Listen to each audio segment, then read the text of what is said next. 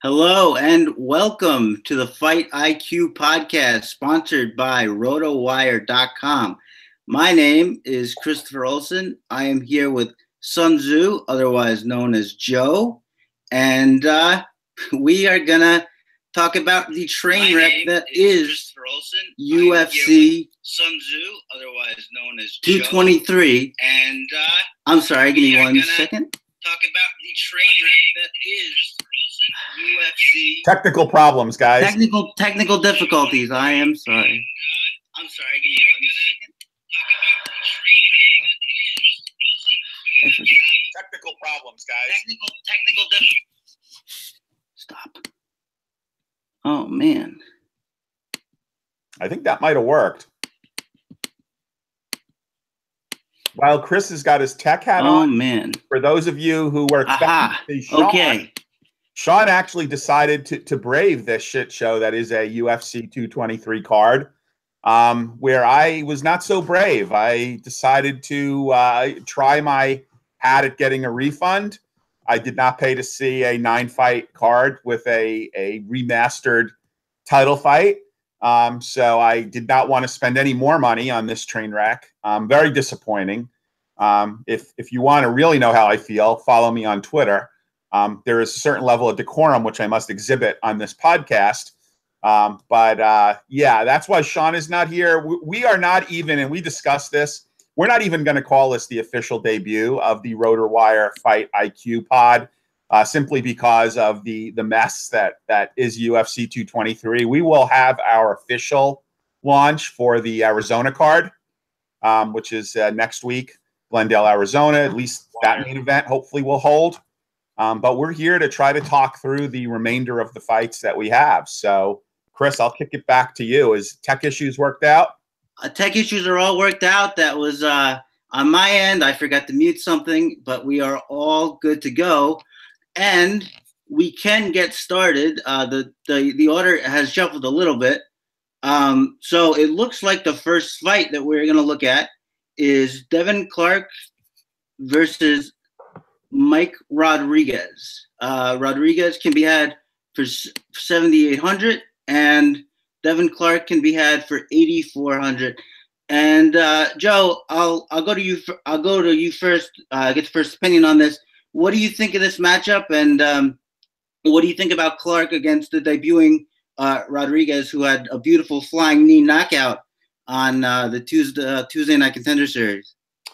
Well, I will give my opinion on this fight. I just want to let everybody know that we still have no idea what DraftKings is actually going to do. I tweeted out to DK Assist regarding the shuffling of the fights, the fact that there's only 9 fights now when all the contests were originally launched with 13. So if we get any word during or after this podcast relative to what DK is going to be doing here, part of me wishes that they would just scrap the entire slate and start fresh next week. I don't know. I know that a lot of people that both you and I have been corresponding with have withdrawn most, if not all, of their contests. And I believe DraftKings is making that option available. Typically, you cannot withdraw from a contest once it sells out. But I believe that they are being cooperative relative to the current state of affairs. As it relates to this fight, this is an interesting fight.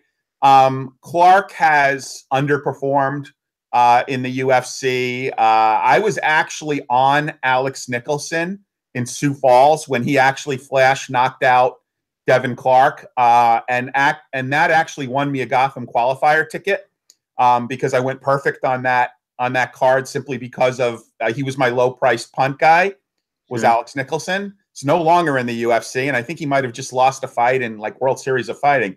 But anyway, so he's underachieved. He couldn't put away Stansberry. He is a wrestler that, for some unknown reason, likes to strike. And if that's the approach he takes here, this is where Rodriguez's strength is in striking. We don't know what kind of ground game he has, if any. He's a tall fighter, which could work to Devin Clark's strength if he does go for the takedown. This could either be a very ugly, grindy kind of decision for Devin Clark or a knockout for Rodriguez. I do not believe Rodriguez has ever gone the distance in a fight. Maybe Chris, you could confirm that. I don't believe he's ever gone the distance. So this is kind of one of those ugly fights. I mean, Clark at 8. I can't say that a guy's going to be underowned on a 9-fight card. So he will likely have low ownership. His ownership is probably going to increase now due to 4 fights falling off. I think Rodriguez has got a buzz around him, so I think he'll be pretty popular. There is some really good line value on Rodriguez, salary relative to betting line.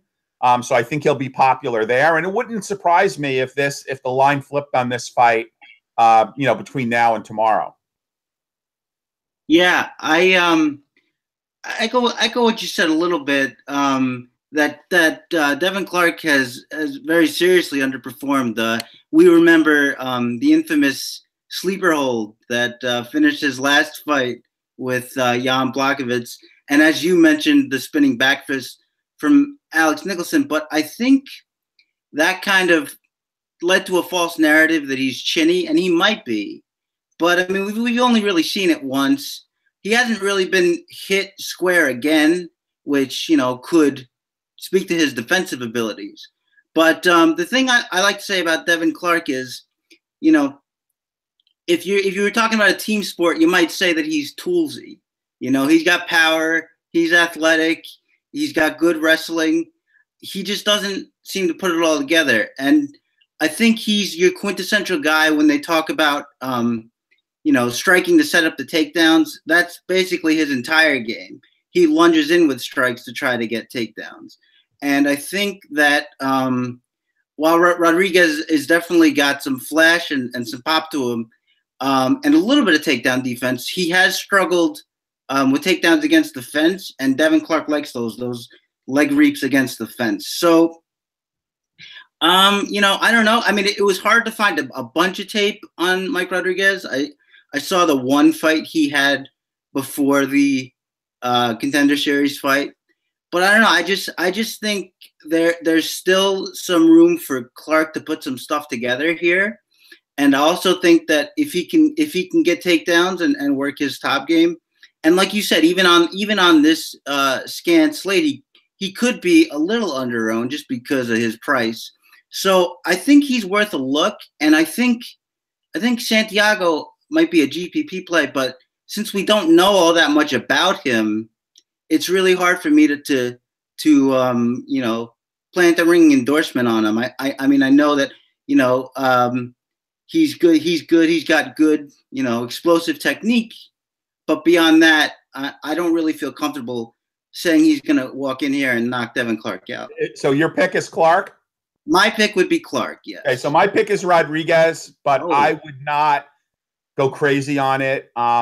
If it looks like it's going to go to a decision, I probably see Clark winning the decision. Rodriguez is worth a play in GPPs. I think he's very risky in cash, just because again he hasn't shown longevity, and I'm not commenting on his cardio. It's just he has not shown longevity in his fights. So I wouldn't go crazy, but if you're looking for, I like him better in GPPs. I think Clark could be interesting. Less so now because of the fights that are falling off as a contrarian play, simply because, he is, there's a lot of lines value. All the odds players are going to be on Rodriguez in this fight because there is a tremendous amount of odds value to salary. So I think we talked about this fight enough. Well, I just want to make one addendum to your point. He has gone to decision one time, and that was a 2016 loss in CES to Pat McCrohan. So there you go. Yeah, okay. One time. All right. So moving right along here. Our next fight. Beck Rawlings versus Ashley Evans Smith. Beck Rawlings could be had for 7,400. Ashley Evans Smith at 8,800. And I'll start this one off here. These prices seem kind of out of whack to me. I'm just not sure where Ashley Evans Smith is really strong as a fighter. She seems to have some pretty glaring holes. She doesn't move her head, and she sort of moves straight back when she's getting punched, which is one of the one of my big no-nos, things I look for. That's actually it's funny. I was watching some tape on her in her Marion Renault fight. Marion Renault literally just sprinted across the cage punching, and she missed the first 5 of them, but it was okay because Smith didn't move and she landed the 6th one, and it was a nice shot. So I think that kind of thing where she's just going to let somebody control the pace is going to really play right into Beck Rawlings' hands, who loves to pressure, loves to throw in combination, and really just can throw volume. I really think it's kind of as simple as that. I mean, Beck Rawlings isn't the most talented fighter, but she's game. She's going to go after it. And, if you give her the fight she wants, which I think Ashley Evans Smith will, I think she can win. So my pick is going to be Rawlings here in a surprising bit of salary and potentially a real money saver. Wow. I wish Sean was on because he actually made a bet on Beck Rawlings, and honestly, I don't see it. A couple of points to make here. One is that Ashley Evans Smith this fight is at flyweight. Ashley Evans Smith is dropping down from bantamweight. Sure. This is Beck Rawlings, who was a strawweight. This is her second fight at flyweight. She lost her last fight to Jessie Rose Clark. I honestly don't know how Rawlings got another fight. I mean, I've been less than impressed with Ashley Evans Smith as well, falling into Sarah Morose's guard and getting submitted. Yeah. This is a woman in Beck Rawlings who lost to a Dancing with the Stars flying front kick. I mean, I don't know that I've ever seen anyone finish that way before. She's got nothing.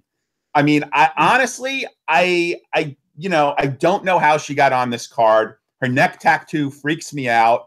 I don't see what she has for anybody. With that said, if we had to lose a fight, why couldn't we lose this one?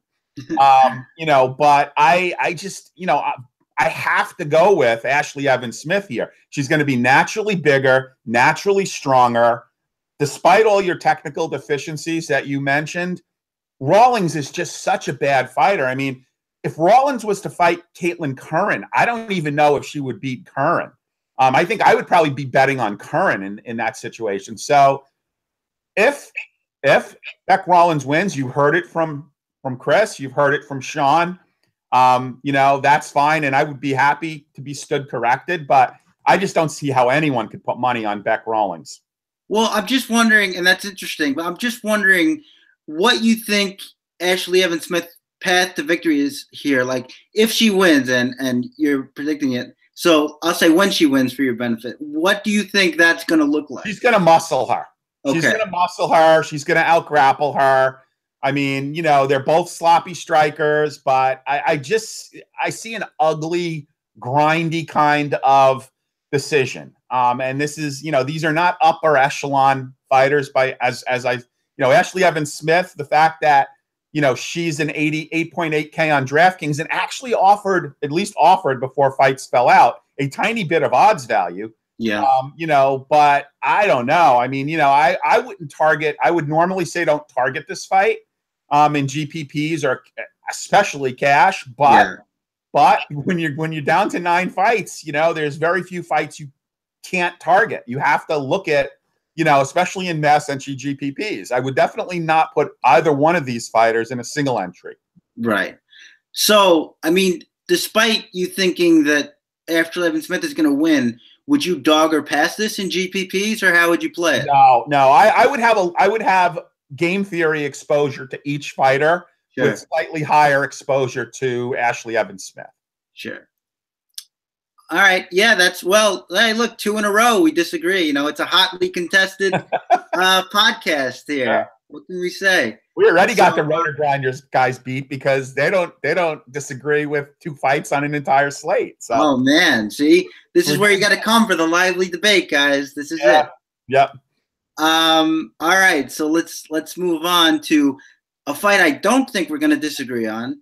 This is Kyle Bochniak versus Zabit Magomedsharipov. Bochniak can be had for $6,700, whereas Magomedsharipov will cost 9,500. And Joe, I'll throw it back to you with just the insane grappling of Magomed Sharapov versus the kind of okay wrestling of Kyle Bochniak. I don't really know what you want to say, but take it away. I'll let you take it away. So, yeah, I would call it, he is a black belt in what's known as sprint wrestling, which means you run away from your opponent and dart in and see if you could get something done. Double D, who I'm going to, shout out to Kevin. I'm going to call Double D, Khabib Double D. He is a 6'1" featherweight who has already shown how athletic he is. He's going to come out, Bosniak, with all kinds of flying and spinning shit. Could Bosniak get lucky and catch him? Yeah, sure. I mean, sun shines on the back of a dog's ass from time to time. But there's a reason he's an 8-1 favorite. The issue with DraftKings is, and I would have very little exposure to Bosniak, just game theory exposure, because I really don't see a path to victory for him. However, it's challenging in how you use Double D, because you're probably going to want to pair him up with Khabib. And in order to get 10x based on their current salary, 10x is my bare minimum for cash. You need 186 combined points. To get those two fighters into GPP range, you need a combined score of between 220 and 240. Sure. So if you're putting those guys in a lineup in GPPs, right, and you're typically looking at 12 to 13x, on a GPP, or 11 to 12x, you're probably going to need about 220, 230 points for those guys to pay off based on their current salary. So you're going to have some exposure to some dogs. So I just be very careful with how you create lineups if you're going to throw both of those guys in lineups. And if the fight goes beyond the first round, it might be difficult for Double D to make his salary.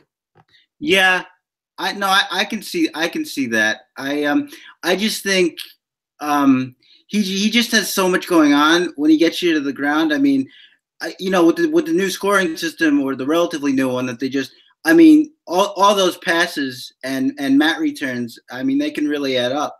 So I don't know. I still think he's got some upside there. I still think Bochniak can get stuck to the ground by him and not get up, and I think that can leave him a lot of room to work. I was being a little facetious when I introed it. I do think, look, Bochniak, he's got a decent overhand right. He was doing really good in and out work against, which I think you alluded to, against Brandon Davis in the last fight, because I think he wants to be more mobile, and that strategy is actually going to serve him, fairly well against the beat, as well as far as the takedowns go. But he doesn't just have wrestling. He's got a nice strong jab. He throws good kicks. So you sound like his press agent.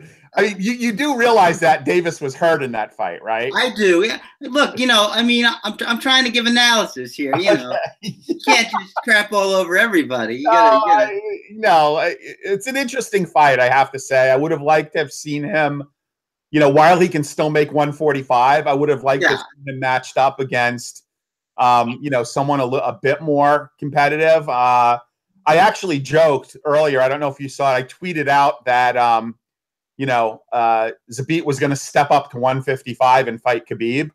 And a couple. I'd love to see it. A couple people actually bought it before I sent out my punked retraction.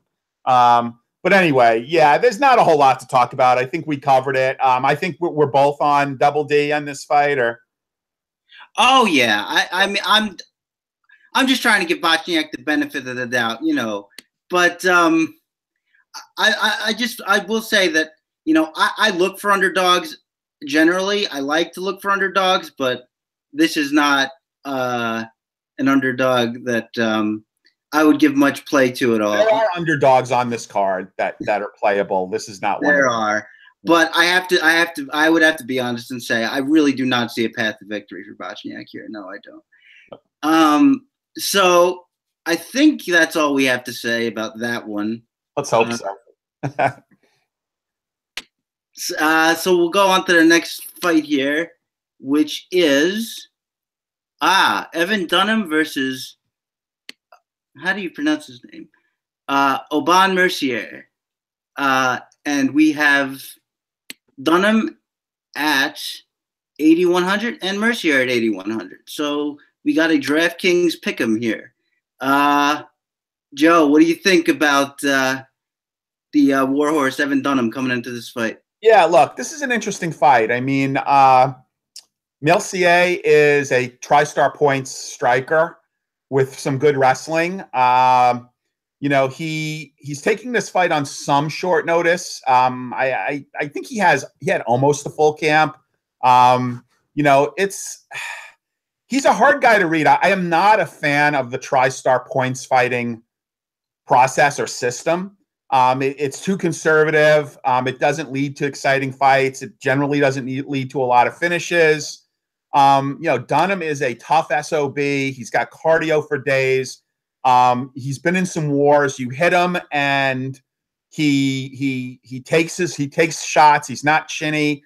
I think he is technically a better striker. I don't think he is that far behind, if behind at all, Mercier on the ground. It's going to be an interesting fight. I mean, it could be very exciting back and forth, or it could be very grindy and low scoring. I really don't know what to make of the fight. I think that it's hard to definitively pick one guy as an absolute lock. So from a DraftKings perspective, you've got that 8.1K. In mass entry GPPs, you should probably have a fair bit exposure to both sides. Yeah, I would agree with that. I was kind of hoping that these prices would be a little bit more lopsided to sort of aid in the decision. But you got Evan Dunham. He's obviously tough, as you said. He's really good at getting in on your hips for a double. He's going to get in your face. He's going to pressure you. He's going to strike. And Mercier was showing really good striking, especially in that Drew Dober fight. Really improved. He showed a really nice jab in that fight. Really good countered left hand. So, I mean, as we know, Dunham's impossible to hurt, as we saw or put away rather, as we saw in his last fight. And then if you can't hurt him, he's going to come back on you and maybe come get you. So this is a really tough fight to call. You have Mercier's trips from the clinch and his little judo throws with the background there. Dunham doesn't mind getting in the clinch, so that could be something. I don't know. I think I would give a slight edge to Dunham here, just to keep the pressure on and wear him out with the superior striking. Yeah, Dunham's my pick as well. I mean, sure. I'm not super confident. I would not be surprised if Mercier won, but Dunham is who I'm going to take into Outmaster. Yeah, and that would be my. So when you say have exposure to both, like, so let's say you make 10 lineups. Are you splitting it down the middle, or what are you doing? Well, no, I would say when I mean have exposure to both, I'm saying that if you use Dunham in a lineup, you should use Mercier in a lineup with the same fighters. Sure. So whatever you decide your allocation is going to be, I am not endorsing using them in 100% of your lineups. What I am saying is that you should match lineups, between the two fighters. So if you've got 5 fighters and Dunham, okay, I would do that same lineup, 5 fighters with Mercier. And that's what you're going to, that's from mass entry GPP. So whatever your allocation is going to be for that fight, I would kind of break it down pretty close to equally. Sure. All right. So moving on here, we have Chris Grutzmacher versus Joe Lozon. Grutzmacher is 7,300 and Lozon will cost you 8,900. And I gotta say, I watched Grutzmacher and I liked him a lot more than I thought I would before I watched the tape. I think he's just one of these guys, sort of like an Evan Dunham, who's just going to come forward and take your punishment and give it right back to you and probably hit you harder or hit you hard enough anyway. He's got really good leg kicks. He's got a really good straight right hand.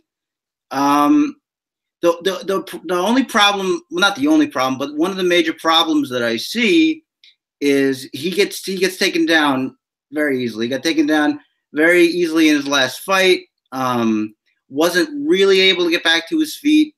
So that could definitely be a problem against a guy like Joe Lozon. But as we saw with Joe Lozon, even if Lozon's putting it on him in the first round, Gruetzemacher's hard to put away, and he's going to keep coming. So if Lozon gasses out again, there could really be a window for Gruetzemacher here. What do you think?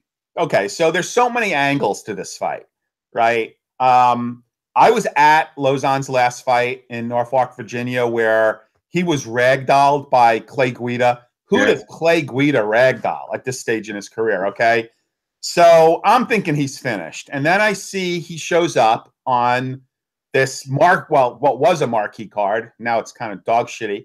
But what's a marquee card? And I'm thinking to myself, is Dana throwing him a bone? What's the deal here? Is this his kind of last hurrah? If he loses, is he going to leave his gloves in the octagon? And then I'm thinking, okay, you got Gruetzemacher, who's lost his last 2 fights by submission.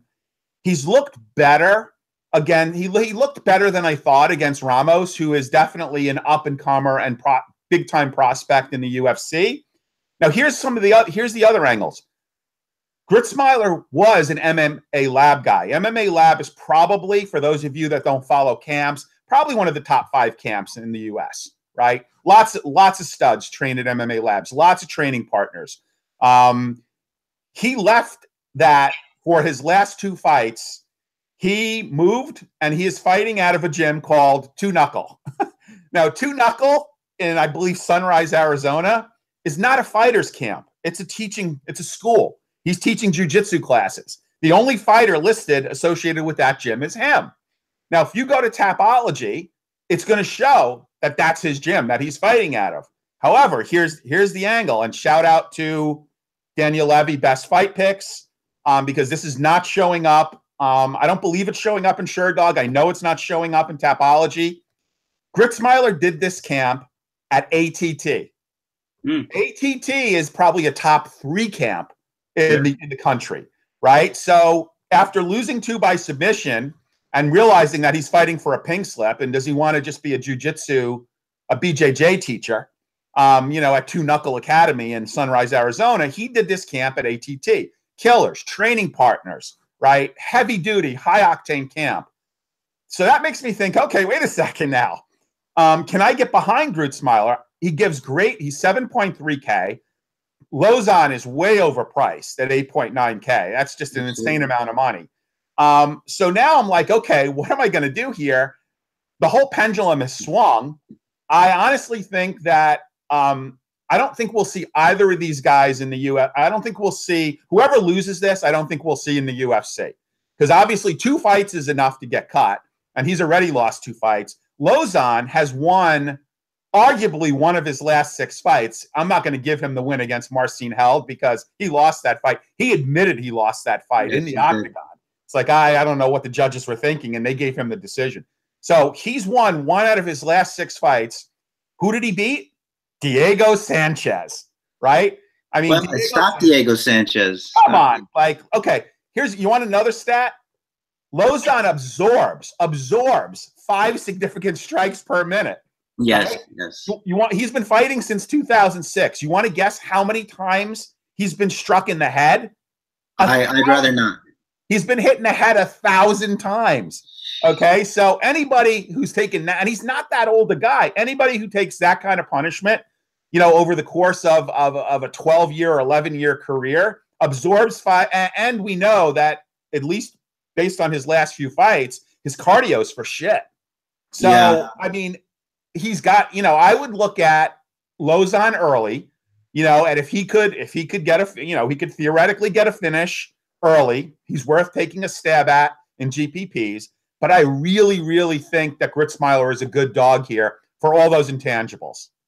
Yeah, no, I agree with you. And I just, think Lozon, I mean, this is part of what happened in the Clay Guida fight for as long as it lasted was he's a guy that when he gets hit, he just shells up immediately. And when all you do is shell up and the guy's still coming at you, you're really giving him an opportunity to tee off. And I really think that can happen here. I do agree with you that Lozon is worth, if he can get an early shot in a GPP, because as I said, Grutzmacher got taken down really easily in his last fight. Lozon could do that thing again, but then again, if Lozon can't finish and he expends all that energy in the first round, then he's lost again. So even with the wrestling angle, I think, and the jiu-jitsu angle, I think his window is kind of shy.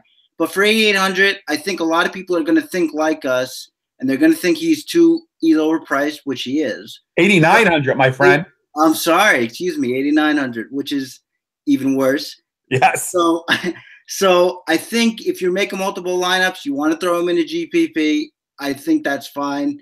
Otherwise, you take the salary relief with Grutzmacher, and I think it's going to be a quality play, and I think he's going to win the fight.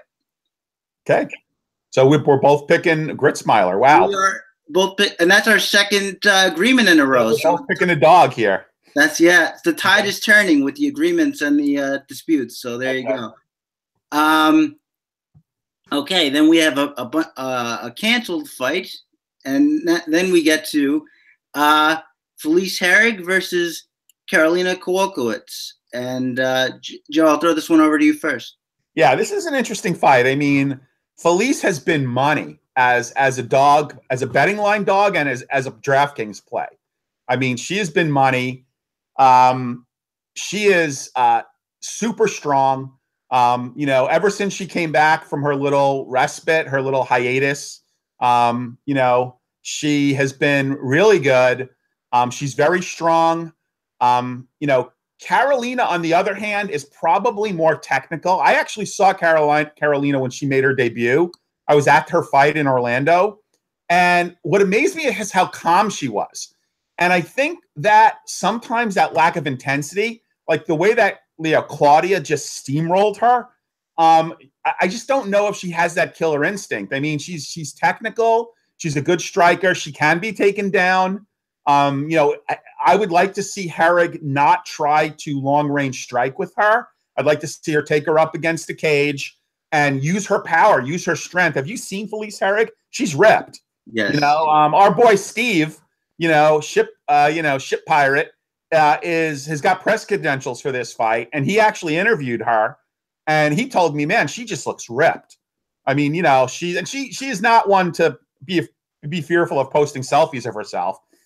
And she is absolutely ripped. So she's a strong, I mean, Carolina at 9K, I don't see her putting Herrig away.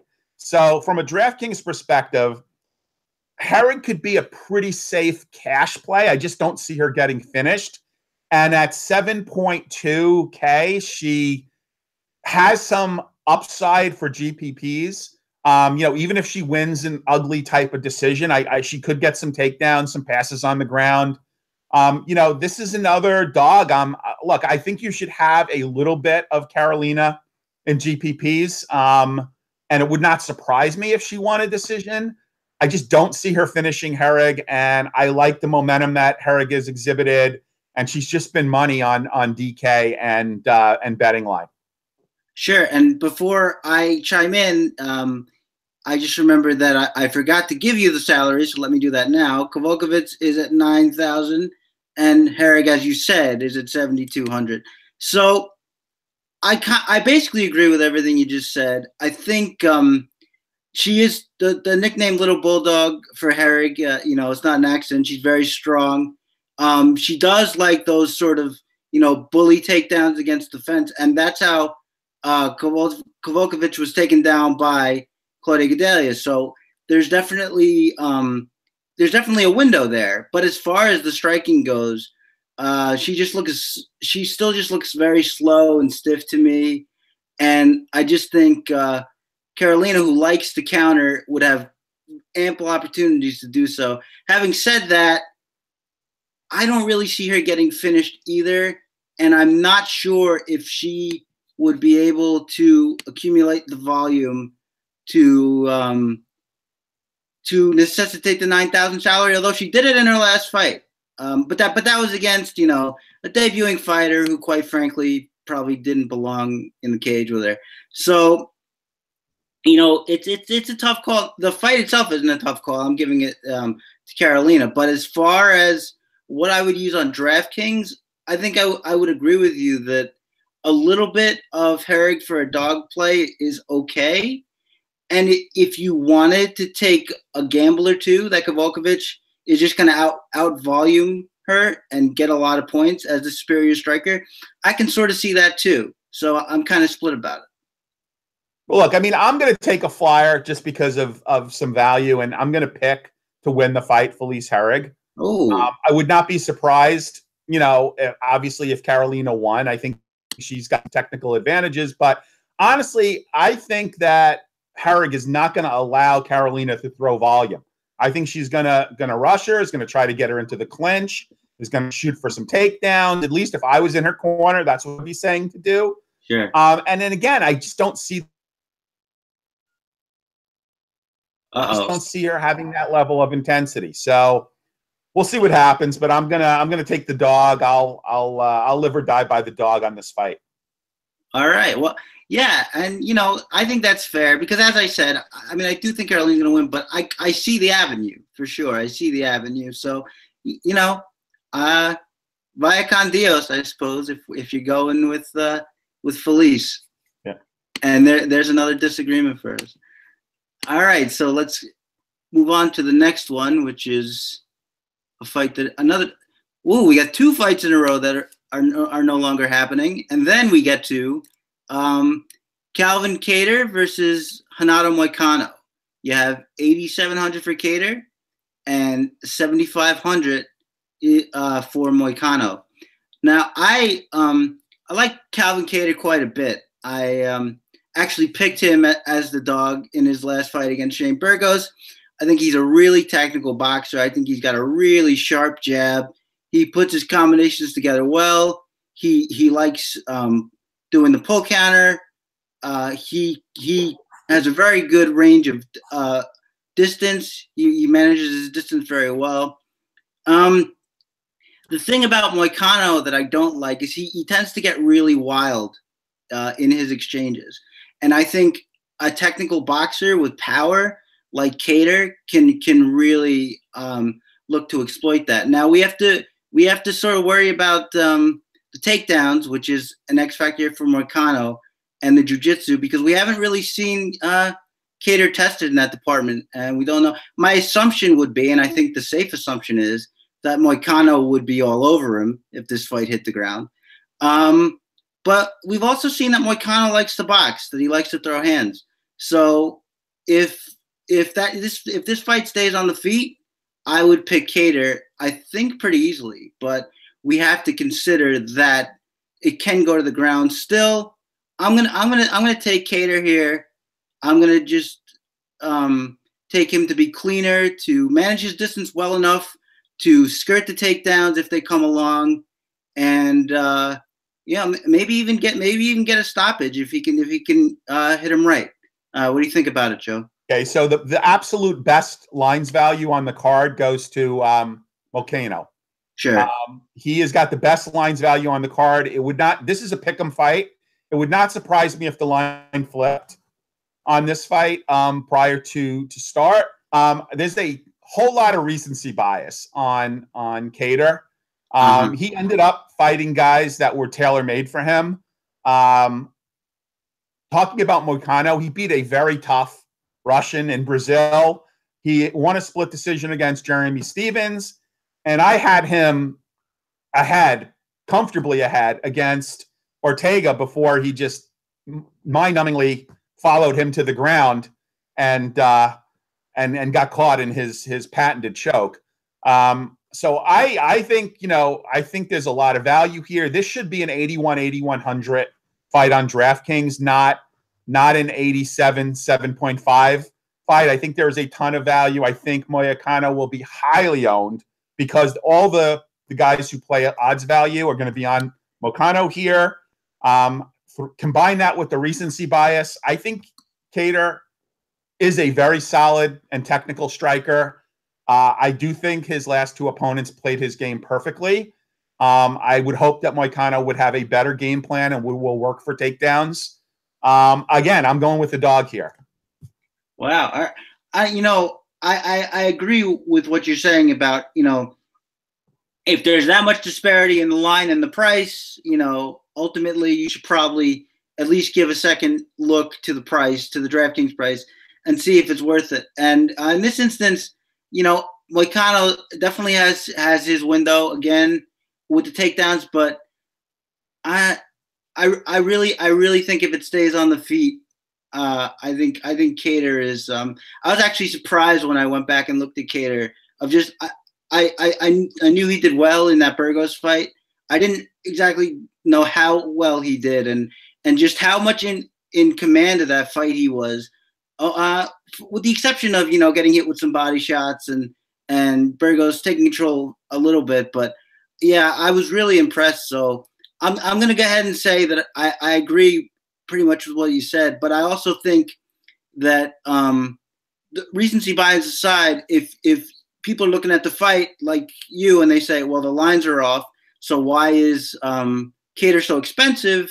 Then we could get some scarcity on a really powerful technical boxer in Kattar. Look, I don't disagree. I think you should probably have some Kattar too. The other thing you have to look at is, one of the biggest oxymorons, on this card is Kattar being called the Boston finisher, because outside of his last two fights in the UFC, he's been a decision fighter in lesser organizations. So that kind of tells me that, these fights were tailor-made for him. Feely, Burgos, both kind of wildish type of aggressive strikers that a technical boxer should be able to pick apart, right? I just don't see as favorable a matchup against Moicano, which is why that is my pick. No, that's fair. That's fair. And it's true. I think he has a little bit more power than what that resume might suggest, at least from what I've seen. But we'll see. Another fight, another disagreement. So there you go. All right. So the next fight, and we're getting to the nitty gritty here, is Co-main, right? Co-main. We got where is it? Here we go. We got Rose Namajunas versus Joanna Jędrzejczyk. Namajunas can be had for 7,900, and Jędrzejczyk can be had for 8,300. Now, Joe, I wanted to pose a question to you before we started this, because I saw that on our RotoWire preview, everybody picked Joanna to get her belt back. It was unanimous. And now I'm seeing quite a few people in the Twitter sphere and MMA Twitter picking Rose here. So they think we're their suckers. So I want to ask you, first of all, of course, who do you think is going to win the fight?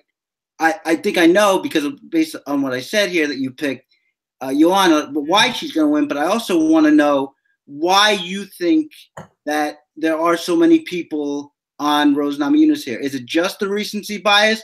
Did they see something in that last fight? What do you think? Okay, so this is why it's good that we're doing a late pod, because I won't say that I've done a 360, but I perhaps have done a 180. I am looking at Rose a lot harder. I mean, the line is tightening up. There's definitely some line in odds value in Rose Namajunas.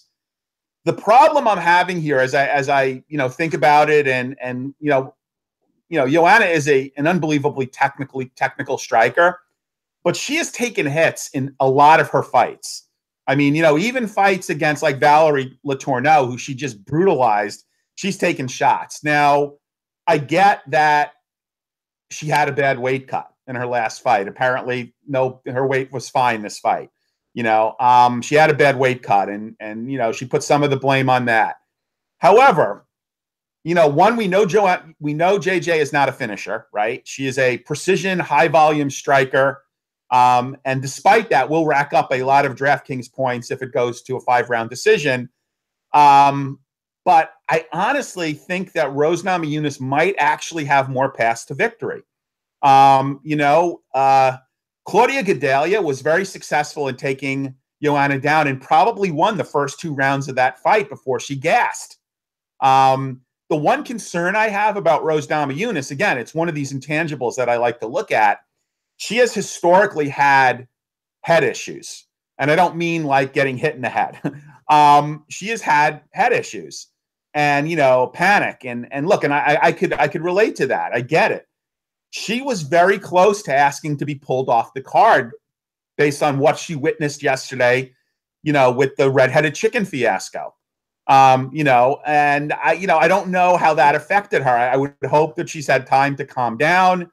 I just hope she's not bringing that into the ring. It's a very big stage. Obviously, she's fought on a big stage before, but Joanna has got more big stage experience. I really just don't know. I mean, I honestly think that you have to be pretty equally weighted in mass entry GPPs. And because it's a 5-round fight, that in itself presents a lot of value. So I am usually not one to stack. Stacking, for those of you who are not familiar with the DraftKings parlance, is where you take both fighters in the same fight, knowing that you're going to get one loss, but also knowing that you're going to get a win. And it's a strategy that is not uncommon in cash games.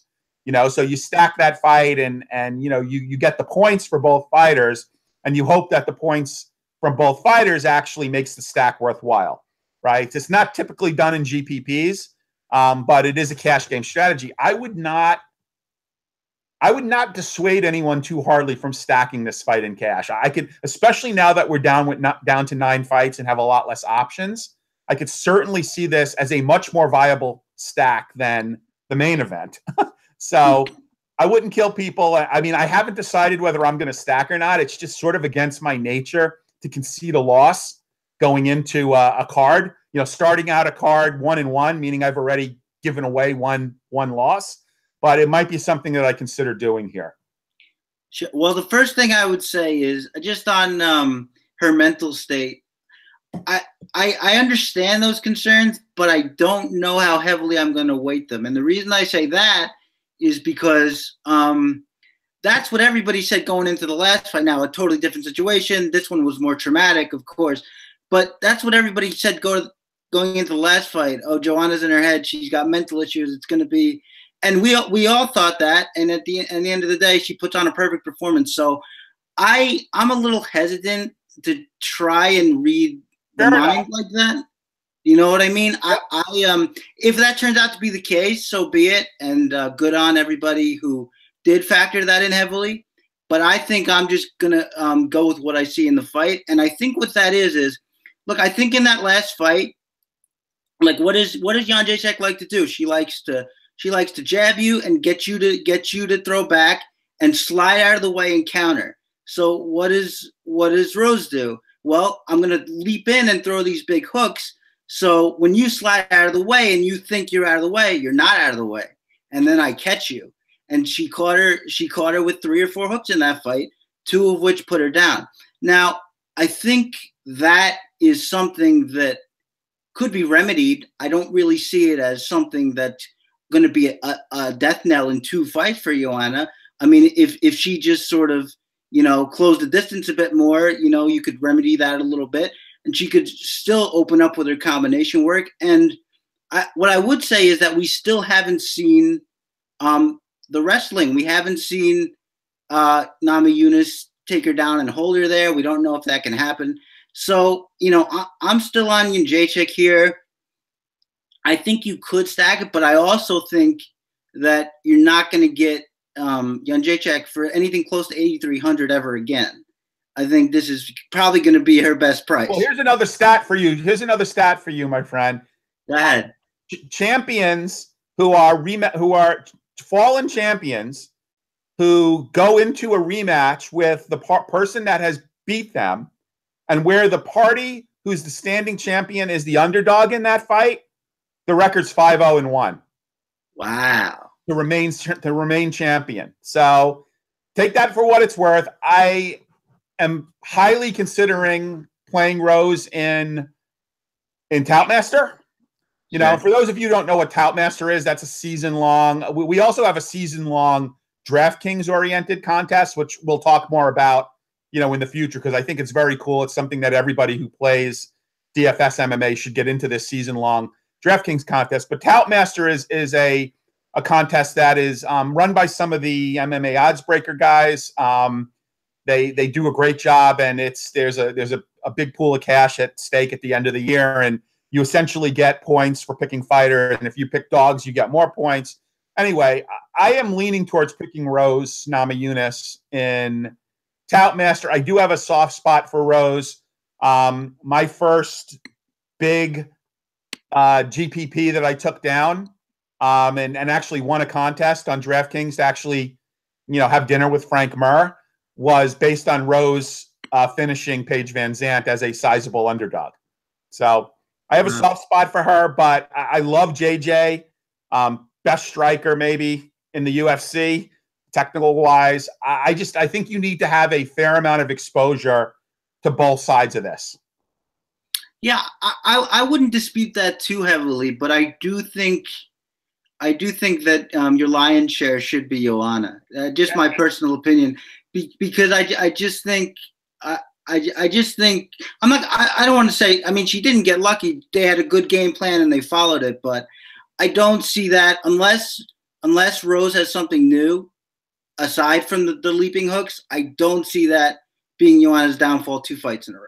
So we'll have to see. Yeah, we'll see. Look, I mean, we're slightly disagreeing here because I can't necessarily disagree with your pick.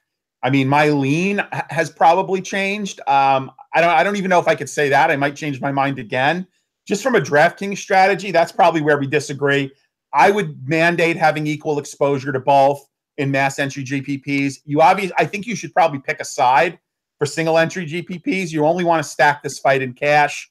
Yeah, that's kind of the direction that I would head in. The one thing to consider is, you know, there's some really good odds value on Rose at 7.9K. That line is essentially a pick'em now, or close to a pick'em. You're getting her for 7.9. You could actually probably build a slightly stronger lineup all in with Rose, given that $400 salary savings. So take that into account when you're building lineups. Again, for all we know, DraftKings could scrap this entire card because it's now 9 fights. And, you know, I hate entering mass entry GPPs with 9 fights because there are going to be ties galore. Sure. You know, some of these contests might not even sell out, which could present some overlay opportunities. So really keep your eye on that. But, you know, I think that's all we have to say about this fight. All right. Well, I have good news for you, my friend. They have not scrapped the slate. In fact, we now have prices on the main event that everyone has been waiting for. Really? Khabib Nurmagomedov versus Al Iaquinta. You have Khabib Nurmagomedov at 9,100. Al Iaquinta can be had for 8,200. I'm actually not sure if they haven't changed. Okay, I was going to say I'm not sure if those are the same or not, but okay, they're the same. Yeah. So, you know, and here's the thing though, the pricing is supposed to equal 16.2. Yeah. So that's how it works. So if they keep the prices, it's going to be 16.3. Right. Total, because the price, you know, now one time DraftKings made a mistake, and there was a lot of value because the combined total of 2 fighters were 15-4, sure. Which was a big mistake. Now I haven't seen that again. I look every time I look to see if they made an error. Yeah. So look, $100 is probably not going to mean a whole lot, right? But I'd be very curious. That is the same price that, you know, Al was and Khabib. Well, I don't know. Well, honestly, I don't know what DraftKings is going to do. I'll have to check my Twitter once we're finished here and figure this out. I don't know that there's a whole lot to talk about with this fight. I mean, I liked Khabib against Tony, although I thought Tony had a chance. I thought Khabib would steamroll Max for all the intangibles. Iaquinta, guy's had 2 fights in 3 years. He sells real estate full time. His last win, I think, was another guy that beat Diego Sanchez.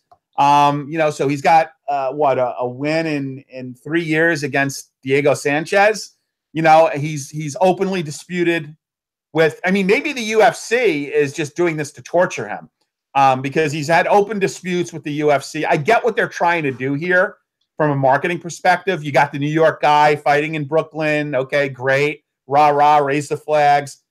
It's a stupid friggin' fight.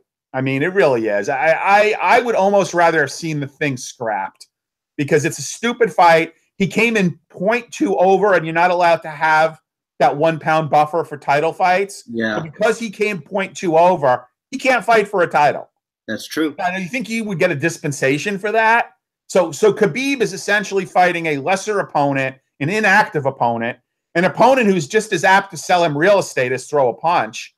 And this guy can't, I mean, I'm sure he's getting compensated, but, and, you know, the fact that Khabib actually made weight and actually came in a half a pound under, it's, you know, this whole shit show is just very frustrating to me, especially considering I'm likely going to personally lose money, you know, unless the UFC steps up. I can only get a refund for the face of my ticket, and I bought this VIP package. Whatever, I don't want to rant too much. But anyway, I don't know that there's a lot to talk about. Sure, Al could catch him. I mean, I just see, I think Barbosa would steamroll Al. And we all saw what Khabib did to Barbosa.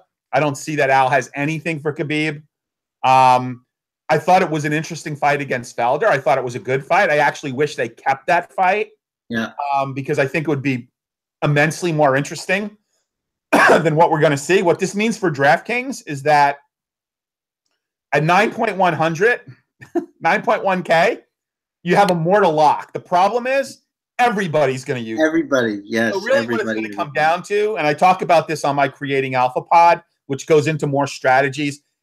It's going to come down to the rest of the fighters. So you almost can put an X through Khabib because that's how many people are going to have him. Yeah. So one, if you're trying to be different, you should throw in a lineup or two without Khabib. Sure. Right. But it's really going to come down to lineup construction relative to the other 5 fighters. Yeah. I don't disagree. Just to play devil's advocate here, sir, we always said, or people have said, that one of the things you need, or it would be helpful to beat Khabib, would be stopping power, because he's going to chase that takedown and sometimes look pretty sloppy while he's doing it, as he did at times in that Barbosa fight. And Iaquinta has that. Well, does he though? I mean, the last guy. He's fought so infrequently, and well, okay. I mean, our younger siblings could take down Diego Sanchez. I mean, you know, so I don't know that fight tells us anything. That fight against Diego. I mean, to me, we don't know. We really don't know what we're going to see. I think with Iaquinta, and that's the problem I have with this fight. Sure, Khabib, and I would say play a lineup or two with Iaquinta for you know, game theory purposes, because yeah, he got hit by Michael Johnson. I won't say Michael Johnson lit him up, but he acknowledged the punch, you know, when Michael Johnson hit Khabib. So yes, Khabib could be hit. Anything can happen in MMA. That's why it is truly the greatest sport, you know, because, you know, and Iaquinta should be extremely loose going into this fight. It's in his own backyard. He's got nothing to lose. Right, he's getting paid, and oh my God, the negotiating position he would be in if he actually beat Khabib. Oh. I mean, so it's all win-win-win for him. No one is going to hold it against him if he loses. It's not going to impact him whatsoever. Dana White probably backed up a busload of money to have him take this fight. So there's no downside. And sometimes when you get a very loose fighter like that, there's a surprise. So I would say, hey, game theory says you should take a few lineups with Iaquinta in them. It's hard for me to pick against Khabib. That's who I'm playing in DraftKings. That's who I'm playing in Poutmaster. That's who I'm playing in Season Long. I mean, yeah, I don't know that there's a whole lot more to say. Yeah, no, you're probably right. No, you got to be devil's advocate. That's right. You know, I got to give a little bit of the other side, and I think you're right. I think of course there's game theory considerations, and I mean, hey, you know, shocking things happen, as you said. So yep. Anything can happen in MMA. But on that note, that's going to be a wrap. That's a wrap, and I'm going to throw it over to Joe to tell you a little something about RotoWire. Yeah, so I think we mentioned it on our promo, but I've been actually playing around, in the RotoWire site. They really have stepped up. I always, mentally had this view of RotoWire as a season-long site, and they have really stepped up their DFS coverage. I actually followed their golf analyst's pick, and that actually won me a triangle ticket. I used their pick and I used someone else's lineup optimizer, and I actually won a triangle $150 triangle entry ticket, for this card. Good basketball coverage. I've been kind of following the basketball writers. And here's the thing. All the MMA content is not behind a paywall. So it's all, it's all free. If you wanted to get access to premium content, they offer a free 10-day trial, no credit card. You could get in, you could play around with the site. They do have a lineup optimizer. They do have some interesting tools from MLB. So I would say go check it out. What do you have to lose? If you're not putting up a credit card, it's 10 days for free. If you decide you want to subscribe after that, I'm sure they could tell you about the different packages. But I really like the site. I've been playing around with it. I've got some Masters lineups out there. I took some of the plays from the golf analyst. I definitely look at the for NBA as the season's winding down. So I would say, look, take a look. You've got nothing to lose for 10 days for free with no credit card. Absolutely. And I would add, as a shameless plug, that I happen to write some MLB DFS on there. So that's right. You do baseball as well, right? That is correct, sir. So if you're interested in MLB DFS articles, I writing DraftKings articles exclusively at this point. So just go in there, look for my name, and and then let's give you a follow. Let's give you a follow on Twitter. It's real Chris Olson, right? Let's do that. It's real Chris Olson, yes, and thank you very much for that. And I am at Sun Tzu, and at Sun Tzu. SUNTSZU, and we hope to have DFS Sniper back with us next week for Glendale. That will be our official unveiling. Yes. Like to shout out to Zelda, who made some really cool graphics for us for RotoWire. And look, we'll see how this evolves. I mean, from time to time, we could potentially have some guest analysts come on. But yeah, I'm very excited about doing this. RotoWire is a great forum, great platform. And a lot of people, it's a free flowing universe of information on Twitter. So let us know if you like it, you don't like it, what we should change. Criticism is fine. I'm happy to accept it. And if you are playing tomorrow, good luck. And if I don't win a GPP, I hope one of you guys do. All right. I think that's going to sum it up. To just recap, I am Christopher Olson at Real Chris Olson. That's Joe at Sun Tzu. And good luck. And we will see you next week. Later. Howdy.